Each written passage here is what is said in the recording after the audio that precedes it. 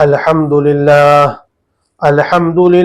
نحمده ونستعينه ونستغفره ونؤمن به ونتوكل عليه ونعوذ بالله من شرور أنفسنا ومن سيئات أعمالنا من يهده الله فلا مضل له ومن يضلله فلا هادي له ونشهد أن لا إله إلا الله وحده لا شريك له ونشهد أن سيدنا ومولانا محمدا عبده ورسوله أرسله بالحق بشيرا ونذيرا وداعيا إلى الله بإذنه وسراجا منيرا أما بعد فأعوذ بالله من الشيطان الرجيم بسم الله الرحمن الرحيم يا أيها الرسل كلوا من الطيبات واعملوا صالحا وقال النبي صلى الله عليه وسلم طلب كسب الحلال فريضة بعد الفريضة او كما قال علیہ الصلاة والسلام۔ میرے محترم دوستوں اور عزیزوں، ہر مسلمان پر اللہ رب العزت نے شریعت کے احکام اور نبی علیہ الصلاة والسلام کے طریقوں کو رکھا۔ جو اس پر زندگی گزارے گا اللہ رب العزت انہیں دنیا میں بھی کامیاب کریں گے، آخرت میں بھی کامیاب کریں گے۔ تو اللہ رب العزت نے اسلام کے جو بنیادی فرائض ہیں، نماز ہے، روزہ ہے، حج ہے، زکوٰۃ ہے، ایک مسلمان کے اوپر، اس کے ساتھ ساتھ حضور اقدس صلی اللہ علیہ وسلم نے ارشاد فرمایا طلب کسب الحلال فریضۃ بعد الفریضہ۔ حضرت عبداللہ بن مسعود رضی اللہ عنہ اس کے راوی ہیں کہ کسب حلال کا طلب کرنا، حلال روزی کمانا دین کے فرائضوں میں سے ایک فریضہ ہے، یعنی دین کے جو اولین فرائض ہیں، نماز، روزہ، حج، زکوٰۃ، اس کے بعد سب سے اہم فریضہ ہے۔ حالانکہ محدثین نے لکھا کہ یہ ضعیف روایت ہے، لیکن تمام فقہاء محدثین کا قول یہ ہے کہ یہ الفاظ کے اعتبار سے بالکل صحیح ہے، جس کے مفہوم و معنی نبی علیہ الصلاۃ والسلام نے اس روایت کے اندر بیان فرمائے۔ اللہ کے نبی علیہ الصلاۃ والسلام سے یہ بات ثابت ہے، اور ہمیں اس حدیث کے اندر یہ بات بھی ملتی ہے، اس روایت کے اندر کہ ہر انسان کو ذریعہ معاش کے لیے انتظام کرنا چاہیے، رزق حلال کی طلب کے اندر کوشش کرنا چاہیے، جد و جہد کرنا چاہیے، سعی کرنا چاہیے۔ اس کو حاصل کرنے کے لیے ہر وہ راستہ جو شریعت نے رکھا اور وہ عمل جو نبی اور صحابہ نے اختیار کرا وہ عمل کرنا چاہیے، اور نہ کہ یہ کہ ہم جو ہے بالکل اس سے بے پرواہ ہو جائیں اور اس کی تلاش نہ کریں اور بالکل سست اور کاہل ہو جائیں، گھر کے اندر بیٹھ جائیں اور ہم سوچیں کہ بھائی بس ہمارے اوپر کہیں سے بھی ہمارے پاس روزی آ جائے، یا آسمان سے نازل ہو جائے، زمین سے نکل جائے۔ ایسا تو ہو نہیں سکتا۔ اللہ تعالیٰ نے دنیا کو دار الاسباب بنایا ہے، تو اللہ تعالیٰ نے انبیاء اکرام علیہ السلام سے، حضور اقدس صلی اللہ علیہ وسلم سے تجارتیں کروائیں۔ بہت سے انبیاء تجارت کیا کرتے تھے، بڑھئی تھے، اور اپنے ہاتھوں سے محنت کیا کرتے تھے۔ اللہ کے نبی علیہ الصلاۃ والسلام جو ہے آپ خود فرماتے ہیں کہ میں جو ہے اجیات پہاڑوں کی طرف بکریاں چرایا کرتا تھا، میں نے مزدوری بھی کی، مدینے سے کچھ فاصلے پر آپ نے زراعت بھی کی، آپ نے تجارت بھی کی، ملک شام کے 2 سفر کرے آپ نے۔ حضرت خدیجہ رضی اللہ تعالیٰ عنہ کا مال آپ ملک شام لے کر گئے، آپ نے 2 سفر جو ہے تجارت کے اعتبار سے کیے۔ تو حضور اقدس صلی اللہ علیہ وسلم سے ہمیں یہ بات ملتی ہے۔ میرے بھائیوں، اسلام نے رہبانیت کی جڑیں کاٹ دی، ورنہ پچھلی قوموں کے اندر پہاڑوں کے اندر جا کر لوگ بس جایا کرتے تھے، اور جو ہے کہ اس سے اللہ سے تعلق زیادہ ہوگا، ہم قرآن تلاوت کریں گے، اللہ کا ذکر کریں گے. لیکن اس امت کے اوپر، ہر مسلمان کے اوپر اللہ رب العزت نے جو ہے شریعت کے احکام کے ساتھ ساتھ نماز، روزہ، حج، زکوٰۃ اور حقوق العباد کے بعد دوسرے حقوق بھی رکھے ہیں جو حقوق العباد میں ہی آتے ہیں. بیوی کے حقوق ہیں، والدین کے حقوق ہیں، بچوں کے حقوق ہیں. تو اللہ تعالیٰ نے یہاں تمام ضرورتیں رکھی ہوئی ہیں. ان ضرورتوں کو حاصل کرنے کے لیے آدمی کو حلال کمانا ہے اور حلال کھانا ہے، حلال کھلانا ہے. اب بہت سے لوگ اس بات کو بزرگوں سے منسوب کرتے ہیں کہ صاحب وہ تو کچھ بھی نہیں کیا کرتے تھے، ان کا توکل کیسا تھا اور ان کا یقین ایسا تھا، اللہ پر ان کا اعتماد بھروسہ تھا، نہ کوئی آمدنی تھی، نہ کوئی ذریعہ معاش تھا. تو میرے بھائیوں دوستو، علماء اکرام فرماتے ہیں یا تو وہ اپنے ہوش و حواس کھوئے ہوئے تھے، استغراق کے عالم کے اندر تھے، انہیں کچھ معلوم ہی نہیں تھا، اور شریعت اس پر مکلف نہیں، اس کی ذمہ داری نہیں ڈالتی جو استغراق کے عالم کے اندر اپنے ہوش و حواس کھویا ہوا ہو. شریعت اس کو مکلف نہیں بناتی اس چیز کا کہ یہ تمہاری ذمہ داری ہے. ایک تو یا تو یہ حال ہوگا ان بزرگوں کا، یا پھر دوسرا حال یہ ہوگا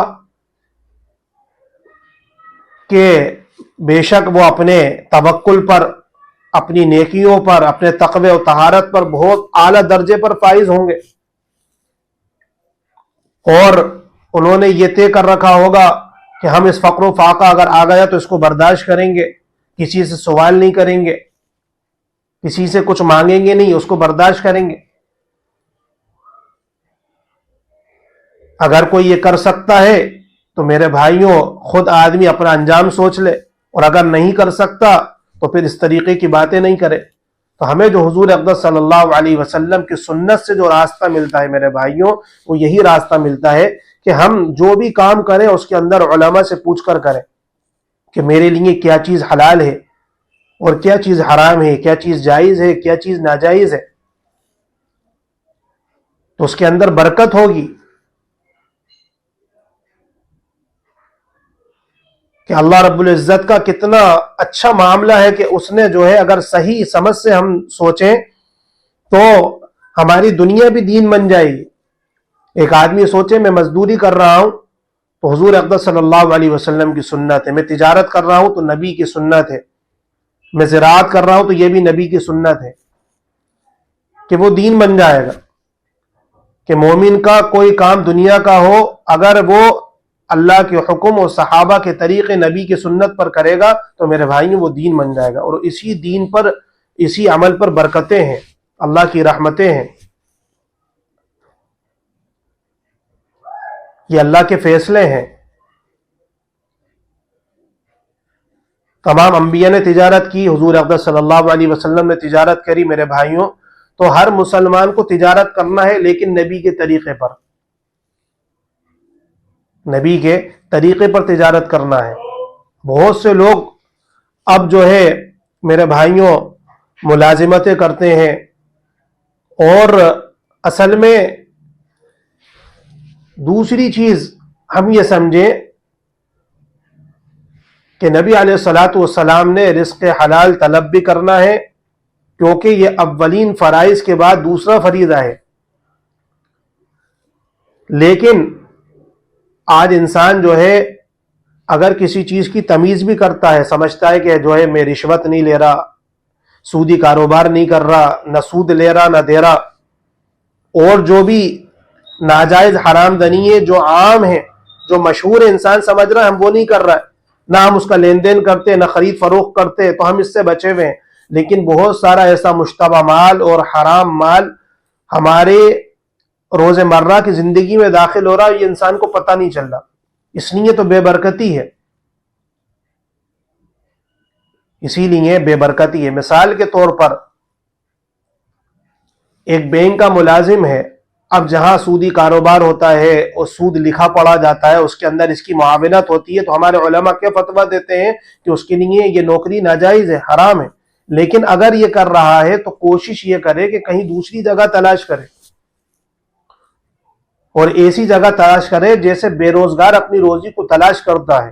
ایک بھوکا انسان سخت بھوک کی حالت میں، سخت پیاس کی حالت میں پانی اور کھانے کو تلاش کرتا ہے، اسی طریقے سے دوسری ہمیں جو ہے جہاں ہمارے لیے حلال روزی ہو اور حلال ذریعہ معاش ہو وہ تلاش کرنا ہے.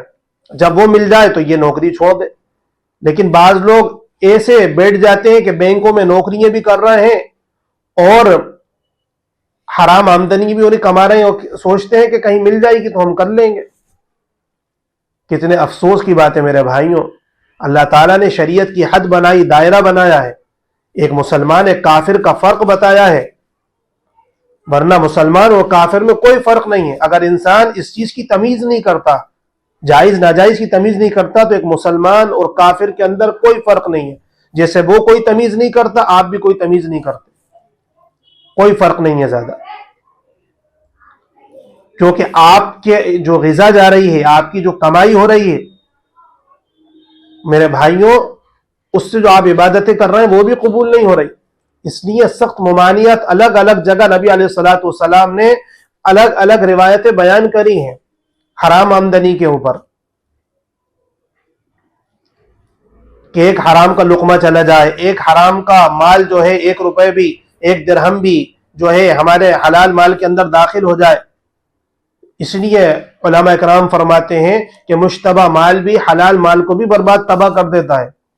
اب ایک انسان سوچے کہ میں یہ سارے حرام کام سے بچا رہتا ہوں، لیکن ایک انسان ملازمت کر رہا ہے.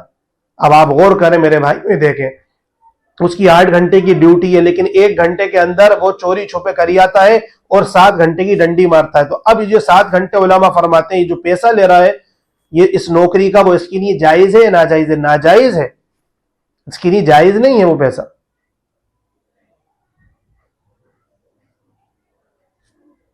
حتیٰ کہ علماء کرام فرماتے ہیں لوگ جو ہے فون کالز کی کمپنیوں سے جو ہے دوستیاں ہو جاتی ہیں، تو اب جو ہے باہر فون لگا رہے ہیں اور نہ جانے کہاں کہاں ملکوں کے اندر فون لگا رہے ہیں فری کے اندر. اگر اس کا بل نہیں بھر رہا ہے میرے بھائیوں تو یہ بھی آپ کے لیے ناجائز استعمال ہوا اس چیز کا. جو بجلی کی چوری جلا استعمال کر رہے ہیں، میٹروں کے اندر گڑبڑ کر رہے ہیں، ناجائز طریقے سے کوئی بھی کام کر رہے ہیں میرے بھائیوں، اور ہم سمجھ رہے ہیں کہ یہ چیز تو اس چیز پہ دھیان ہی نہیں جاتا، لیکن یہ ہماری حلال چیزوں پر بھی اثر ڈالتی ہے، ہماری عبادتوں پر اثر ڈالتی ہے اور وہ خلط ملط ہو رہا ہے. تو اس لیے بے برکتی ہے. اور پھر لوگ کہتے ہیں کہ ہم جو ہے حلال طریقے سے کام کرتے ہیں اور نمازیں بھی پڑھتے ہیں، دعائیں بھی کرتے ہیں، لیکن برکتیں پتہ نہیں کہاں ہیں. میرے بھائیوں، بینک بیلنس کا دیکھ دیکھ کے خوش ہونا اور ہر چیز کا کہ یہ بڑھ رہی ہے اور یہ آسان ہو رہی ہے، اس سے خوش نہیں ہونا چاہیے. برکت اصل ہے، اور جس چیز کے اندر اللہ برکت ڈال دے میرے بھائیوں اسی میں خوش ہونا چاہیے. راحت، سکون، اطمینان. اور بے برکتی کے اندر نہ راحت ہے نہ سکون ہے، اور یہ لاکھوں کروڑوں روپے دے کر بھی میرے بھائیوں حاصل نہیں کی جا سکتی برکت. یہ برکت تو صرف نبی کے طریقوں پر ملے گی. اس لیے اللہ کے نبی علیہ الصلوۃ والسلام وضو کے درمیان، وضو کے بعد اس دعا کا اہتمام کیا کرتے تھے: اللہم اغفر لی ذنبی، اے اللہ میرے گناہوں کو بخش دیجیے، مغفرت فرما دیجیے، ووسع لی فی داری، اور میرے گھر میں برکت عطا فرمائیے، میرے کوشادہ گھر میں برکت عطا فرمائیے، وبارک لی فی رزقی، اور میرے رزق میں برکت عطا فرمائیے.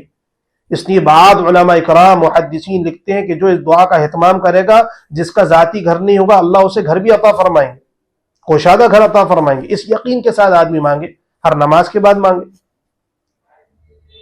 تو حضور اقدس صلی اللہ علیہ وسلم تو ان دعاؤں کی تلقین فرما رہا ہے اور رزق حلال کی تعلیم دے رہے ہیں ہمیں.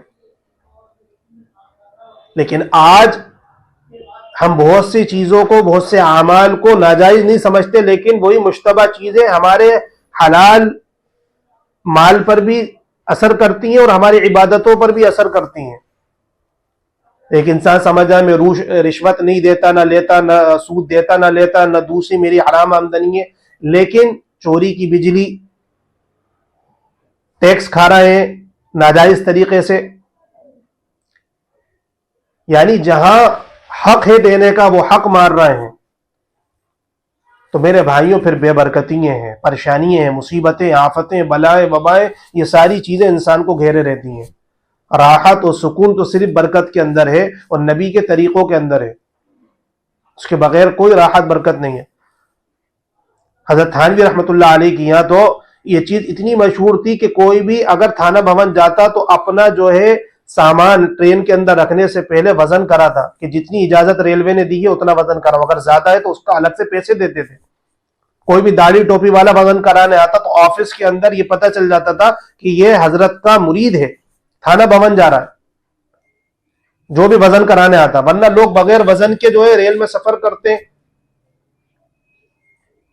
اسی لیے علماء اکرام نے لکھا کہ آپ کا سلیپر میں ٹکٹ ہے، آپ اے سی کے اندر کسی طریقے سے بیٹھ کے سفر کر آئے تو آپ نے وہ حق مار دیا اور آپ نے اس کے پیسے بھی نہیں دیے. آپ کا ٹکٹ تو سلیپر کا ہے لیکن آپ نے اے سی میں سفر کرا. آپ کا اکنامی کلاس کا پلین میں سفر ہے، آپ کی جو برتھ ہے، لیکن آپ بزنس کلاس میں سفر کریے. تو میرے بھائیوں اس بزنس کلاس کا آپ نے کرایہ بھی نہیں دیا ایئر لائنز کے اندر. تو یہ جو پیسہ بچ رہا ہے آپ سوچ رہے ہیں میں نے تو سفر کر لیا، لیکن یہ ناجائز اور حرام ہو گیا. علماء کرام فرماتے اس پر ہماری نظر ہوتی ہے کہ میرے بھائیوں بالکل نہیں ہوتی ہے. حضرت تھانوی رحمۃ اللہ علیہ فرماتے ہیں کہ کسی کے ذکر و اذکار قرآن کی تلاوت چھوٹ جائے مجھے اتنا افسوس نہیں ہوتا، لیکن مجھے پتہ چل جائے کہ میرے مریدین معاملات کے اندر گڑبڑ ہے، حرام حلال کی تمیز نہیں کرتے، تو سب سے زیادہ مجھے دشمنی اور نفرت ہوتی ہے ایسے شخص سے. اللہ اکبر. خود حضرت اشرف علی تھانوی رحمۃ اللہ علیہ کا واقعہ کتنا مشہور ہے، آپ نے بارہا سنا ہوگا کہ ایک مرتبہ لائن میں لگے تھے تو جس ٹرین کے اندر جو گارڈ سفر کرنے والا تھا ان کے ساتھ انہوں نے دیکھا، ارے حضرت آپ کو ضرورت نہیں ہے میں رکھ دیتا ہوں. کہا کہاں تک جاؤ گے؟ کہا حضرت میں آگے تک جاؤں گا، لیکن آپ پریشان نہیں ہو، نہ آپ کو وزن کرانے کی ضرورت ہے نہ آپ سے کوئی کچھ کہے گا. پھر کہ حضرت میں تو اتر جاؤں گا، میں دوسرے جو ہے گارڈ سے کہہ دوں گا وہ آپ کا سامان دیکھ لے گا. اب وہ کہاں تک جائے گا؟ حضرت وہ تو بہت آگے تک جائے گا، اس سے پہلے آپ کا اسٹیشن آ جائے گا، آپ تو سکون آسانی سے سفر کریے.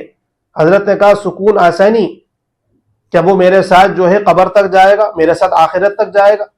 اللہ اکبر. میرے بھائیوں غور کریں آپ کہ ہمارے اکابرین ہمارے علماء کرام کتنی احتیاط کیا کرتے تھے، تو اس کے اثرات اور اس کا نور اور اس کی ہدایت اللہ تعالیٰ ان کے ذریعے سے عام کیا کرتے تھے. لیکن آج یہ باریکیاں اور اس چیز پر ہماری نظر ہٹ گئی تو میرے بھائیوں اس میں آج اور ہم سب ملوث ہیں، تو اس کی جو ہے برکتیں اور رحمتوں سے ہم دور ہیں. اس لیے بے برکتی اور جو ہے پریشانی ہے، یہ ساری چیزیں عام ہوتی جا رہی ہیں کیونکہ ہم دین اور نبی کے طریقوں سے ہٹے ہوئے ہیں. جب ہم دین اور نبی کے طریقوں پر چلیں گے تو ہمارے لیے کامیابی ہے.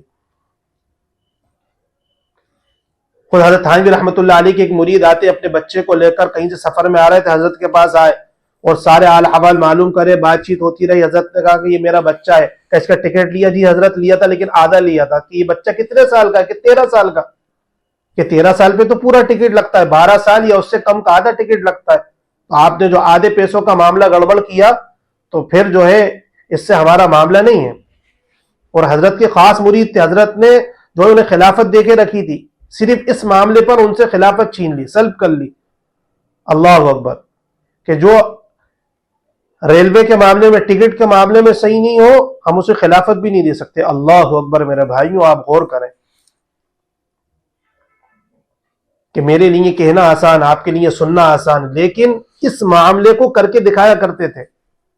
جیسے اللہ کے نبی علیہ الصلوۃ والسلام کا معاملہ صاف ستھرا تھا، صحابہ کرام کا معاملہ صاف ستھرا تھا، اس امت کے ایک مسلمان کا اور امت کے ہر طبقے کے ہر فرد کا معاملہ صاف ستھرا ہونا چاہیے، مرد ہو یا عورت ہو، امیر ہو غریب ہو، کاشتکار ہو تاجر ہو، ملازم ہو حاکم ہو، ہر ایک کا معاملہ بالکل صاف ستھرا ہونا چاہیے. جس کا معاملہ لوگوں سے صاف ہے اللہ لوگوں کے دلوں میں اس کی محبت ڈال دیتے ہیں.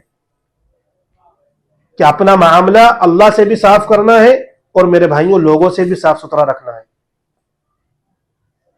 کہ اللہ کے معاملے میں بھی بالکل حق اور سچ، کہ فریضہ آئے گا تو اس کو پورا کریں گے. تیسری بات میرے بھائیوں اس حدیث کے اندر کیا فرما رہا ہے؟ اہم فریضہ، یعنی ہمارے جو ہے اب ایسا نہیں کہ ہمارے کمانے کے اندر ہم دنیا کے اندر اتنے مگن ہو جائیں کہ ہم بالکل چیز بھول جائے، نماز کو بھول جائے، روزہ بھول جائے، بالکل ایسا انسان. اب کچھ کہو تو صاحب وہ حلال تو کما رہا ہے.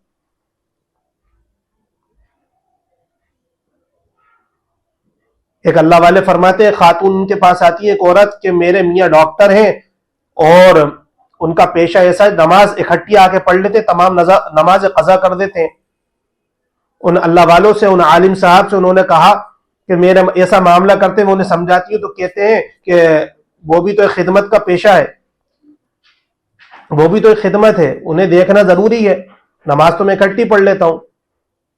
تو اس حدیث کو سمجھے نہیں کہ اولین فرائض کے بعد دوسرا فریضہ ہے. اگر کوئی دینی فریضہ پہلے آ جائے تو ہمیں پھر اس کو ناقص کرنا ہے، اس کو چھوڑنا ہے.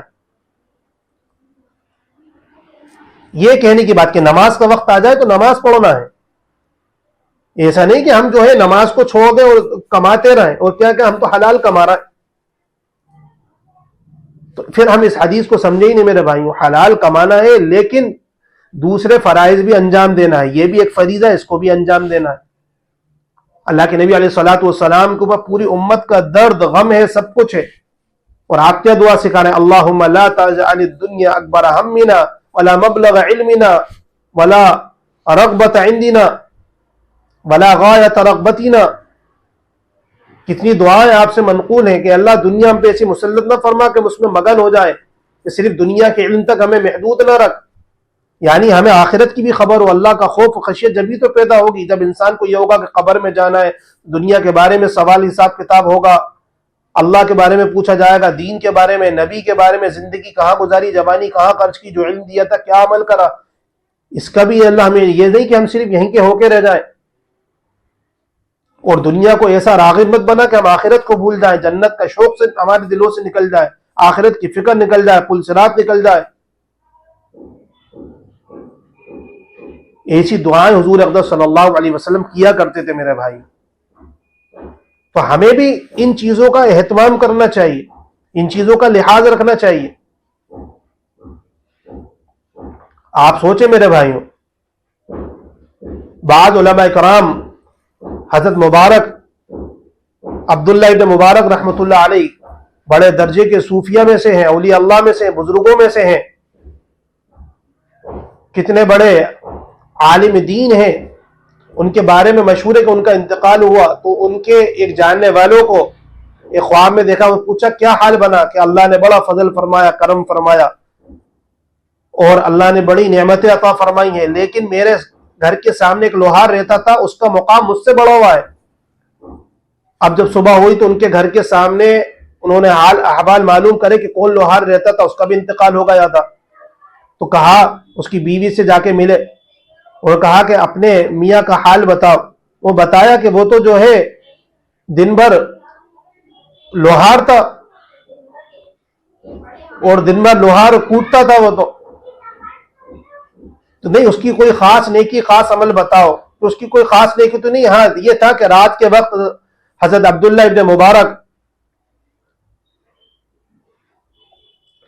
رحمت اللہ علیہ جب یہ نماز پڑھتے تو بالکل لکڑی کی طرح سیدھے کھڑے رہتے تھے تہجد کے اندر اپنی چھت کے اوپر، اور یہ انہیں دیکھتا اور یہ دل ہی دل میں کہتا تھا اور زبان سے میرے سامنے کہ اللہ نے ان کو فارغ کر کے رکھا ہے، اور یہ کیسے اللہ تیری عبادت کرتے ہیں. اے اللہ تو مجھے بھی فارغ کرتا تو میں بھی تیری عبادت کرتا، اور یہ سارے نیک کام کرتا رہتا. لیکن اے اللہ میں فارغ نہیں، میں دن بھر محنت مزدوری کرتا ہوں، لوہار ہوں، رات میں نیند آتی ہے، تھک ہار کے سو جاتا ہوں.